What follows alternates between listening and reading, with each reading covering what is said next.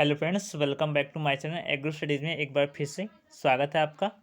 Friends, आज की जो हम इस वीडियो में बात करेंगे बीएससी एग्रीकल्चर प्रथम सेमेस्टर के फंडामेंटल ऑफ एग्रोनॉमी यानी कि सस्य विज्ञान के मूल सिद्धांत के सिलेबस के बारे में बात करेंगे। जैसे कि आप लोग को पता होगा कि जो आप लोग को सिलेबस मिलता है या फिर आप जब इंटरनेट पर सिलेबस जब निकालते हैं तो आप लोग को इंग्लिश में मिलता है। किसमें मिलता है? इंग्लिश में मिलता है।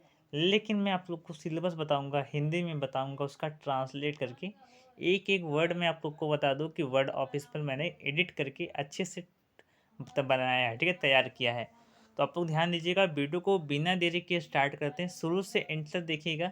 आप कॉपी पेन लेकर नोट करते चलिएगा, ठीक है। हिंदी में आपको सिलेबस बता रहा हूँ, अच्छी तरीके से बताऊँगा, स्टेप बाय स्टेप सिलेबस आपको बताता चलूँगा, ठीक है।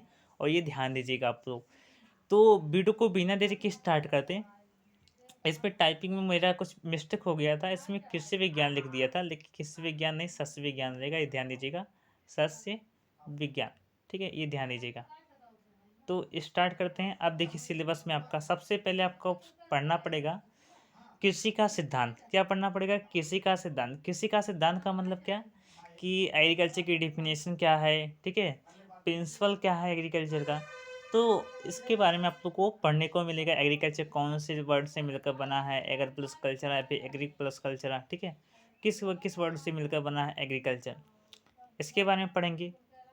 और इसका दायरा यानी किसी विज्ञान का जो क्षेत्र होता है इसके बारे में पढ़ेंगे, यानी स्कोप, स्कोप ऑफ एग्रोनॉमी, ठीक है, या फिर एग्रीकल्चर का स्कोप आप पढ़ने को पाओगे, ठीक है।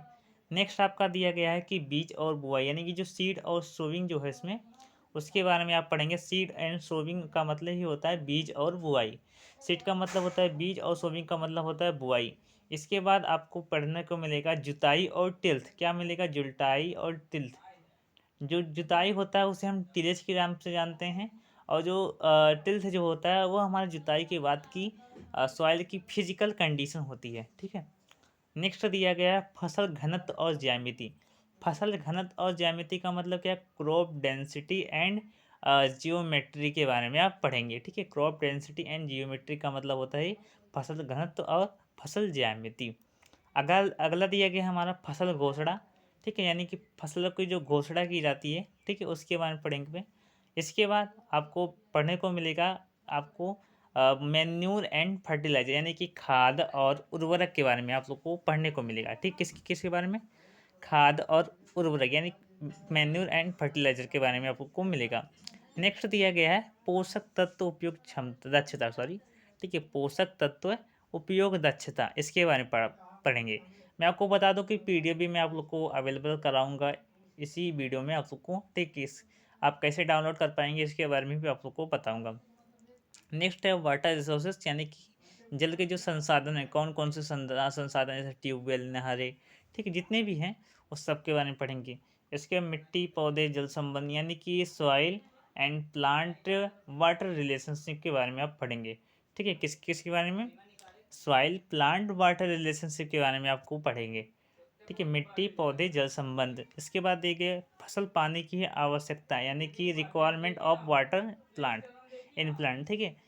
तो ये ध्यान दीजिएगा। अगला दिया गया है जल उपयोग दक्षता, यानी कि वाटर यूज इफिशिएंसी के बारे में पढ़ेंगे, ठीक है, जल उपयोग दक्षता। अगला दिया है सिंचाई, इरिगेशन के में पढ़ेंगे, सिंचाई की कितनी डिफिनेशन है, ठीक है, सिंचाई की डिफिनेशन पढ़ेंगे, कितनी मेथड है, ठीक है, हाई फ्रीक्वेंसी मेथड कौन कौन से है, तो ये सब के बारे में पढ़ेंगे, ठीक है। अगला दिया गया है मानदंड और तरीके, इस सब के बारे में बता दिए। सिंचाई के पानी की गुणवत्ता, यानी कि फिजिकल प्रॉपर्टी या फिर केमिकल प्रॉपर्टी या फिर प्रॉपर्टीज ऑफ वाटर, ठीक है, इरिगेशन वाटर। इसके बाद दिए गए लॉगिंग। लॉगिंग का मतलब क्या होता है? लॉगिंग का मतलब होता है बाढ़, ठीक है, इसके बारे में पढ़ेंगे आप। अगला दिया गया है खरपतवार, यानी कि वीड साइंस। देखिए सबसे पहले दो कैटेगरी में डिवाइडेड है, ए और बी, लेकिन सिलेबस में ये मेंशन नहीं किया जाता है कि ए कौन सी कैटेगरी है, बी कौन सी है, लेकिन मैं बी दो कैटेगरी में डिवाइड से करता हूँ। ए कैटेगरी में आप लोग को क्या पढ़ने को मिलेगा? आपको एग्रीकल्चर या फिर एग्रोनॉमी से रिलेटेड पढ़ने को मिलेगा। और बी कैटेगरी में आप लोग को वीड साइंस यानी खरपतवार के बारे में पढ़ने को मिलेगा। देखिए 50% यहाँ से सिलेबस कवर होगा, 50% यहाँ से कवर होगा, ठीक है, ये दोनों ध्यान दीजिएगा। तो इसमें देखिए सबसे पहले प्रथम सेमेस्टर के जो खरपतवार साइंस है, ठीक है, वीट साइंस जो हमारा है, उसमें आप लोगों को क्या-क्या पढ़ने को मिलेगा। खरपतवार जो साइंस है, इसका जो सिलेबस है थोड़ा बड़ा है, ये ध्यान दीजिएगा। तो इसमें देखिए सबसे पहले दिया गया है खरपतवार। तो खरपतवार में आपको महत्व पढ़ने को मिलेगा, क्लासिफिकेशन पढ़ने को मिलेगा, ठीक है, खरपतवार का। इसी के साथ-साथ वीट क्या होते हैं, ठीक है, डेफिनेशन पढ़ने को मिलेगा। इसके बाद फसल खरपतवार प्रतियोगिता, यानी कि जो प्लांट एंड वीट जो कंपटीशन जो होता है, ठीक है, जैसे मैन्यूर के लिए, फर्टिलाइज़र के लिए, ठीक है, तो इन सब के लिए जो एलिमेंट के लिए जो जो मतलब कंपटीशन होता है, प्रतियोगिता जो होता है, उसके बारे में आप पढ़ेंगे।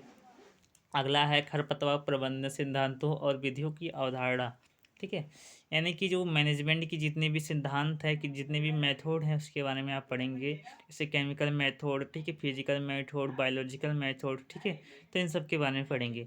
अगला दिया है जो मोस्टली इम्पोर्टेंट टॉपिक है, शाकनाशी। शाकनाशी का मतलब क्या है, हेर्बिसाइड। तो हेर्बिसाइड आप शाकनाशी कितने प्रकार के होते हैं, ठीक है, जैसे फंगिसाइड हो गया, इंसेक्टिसाइड हो गया, जितने भी प्रकार के होते हैं, ठीक है, ये सब आप लोग को शाकनाशी में पढ़ेंगे। इसमें क्लासिफिकेशन किया गया है।